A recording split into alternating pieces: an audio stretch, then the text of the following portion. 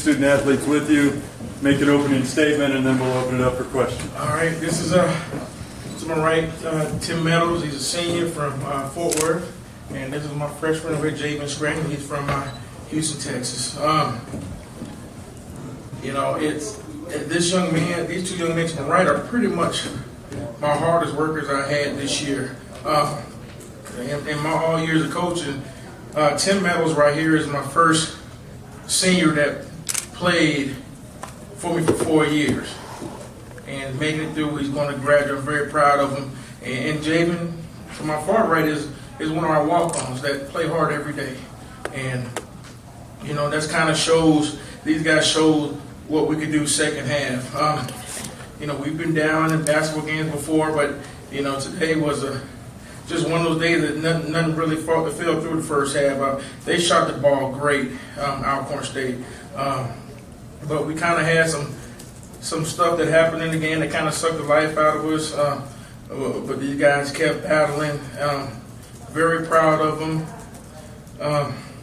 You know, it's just kind of hard right now because, like I said before, I don't know how I feel. I coach, you know, some of the people in our conference that thought he'd been here, you know, 6-7 years, but, you know, he had his big brother that played with us at Prairie View, and they kind of look the same, and they are both hard workers, and, you know, he's the life of me, and when it comes to basketball, he's a pleasure to coach, but, you know, getting back to the game, it was a hard-fought game.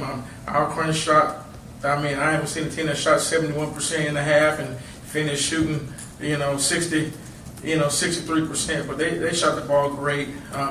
We didn't do a good job defensively. We didn't have energy in the first half, and that's kind of how we got down. We'll open it up for questions. If you could, please ask the student athletes questions first rather than coach. How do you keep? Oh, sorry, go ahead. How do you keep playing when you're down by 30 at the half? Because y'all did. The same way you would play if you were up by 3. I mean, we're a team who never gives up. We don't know when to quit. We don't know that we're down 30-something points. We just know that we're down. We just know that it's time to play. So the clock's still ticking and we're still playing. For either of you guys, what was the biggest difference today from playing them on Saturday at their place and beating them there, and then today you guys go down by as many as 45? Just, I mean, that just is a big difference. It's all energy. We came out lackluster and we weren't really ready to play. We took them lightly because we had just beaten them. Like I said, we had no energy in the first half coming out. So that's what killed us. That's what hurt us most.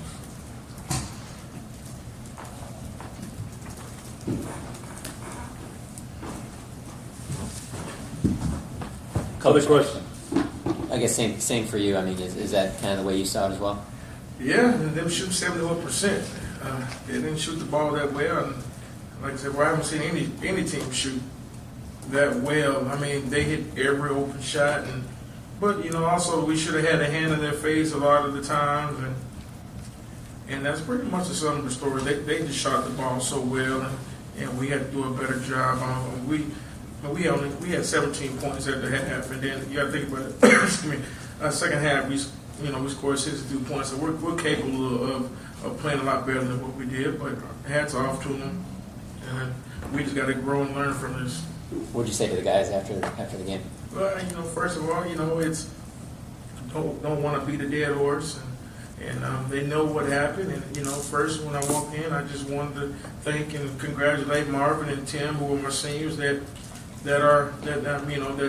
gave us a chance to coach them, and they were excellent role models.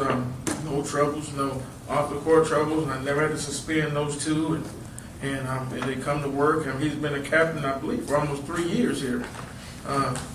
So I mean, you don't have guys that have been a captain, and he didn't start that much this year. He started here for 3 years, and just wanted, you know, and not too many people in this day and age would start 3 years in their senior year, don't start and not have an attitude. But he came in and played, and it was not a problem to him, and he was a great captain, and hopefully our guys that become juniors and seniors next year will learn from him and how to be a good person. You know, you get a lot of good ball players everywhere, but you don't get a lot of good people nowadays. And Marvin and Tim and Javen, my whole team, I think they're great kids and great people. They have great families, and so they make my job a lot easier when it comes. I don't have to, worry about getting calls in the middle of the night, or I don't have to, you know, see or smell a drug paraphernalia on them and stuff like that. I don't have any problems with these guys, so they make my job a lot easier. So our main thing we got to do now is work on some free throws. Jordan had 27 on Saturday against them. Why do you think that he wasn't able to have such a big game? Well, you just they come up with a lot of energy. People aren't going to lay down. You score 27. You know, we're gonna do our job to stop them. And you know, when it comes to life or death situation, when it comes to basketball, you got to come out with energy. And when you come out lackluster and nonchalant, you know, it's pretty much over with. So, I mean, their game plan, yeah, he scored 27, but they're not going to let him score 27 today.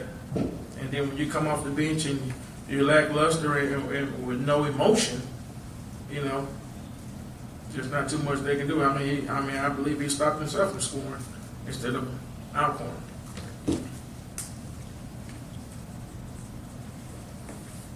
Any other questions? Thanks, guys. All right, thank you.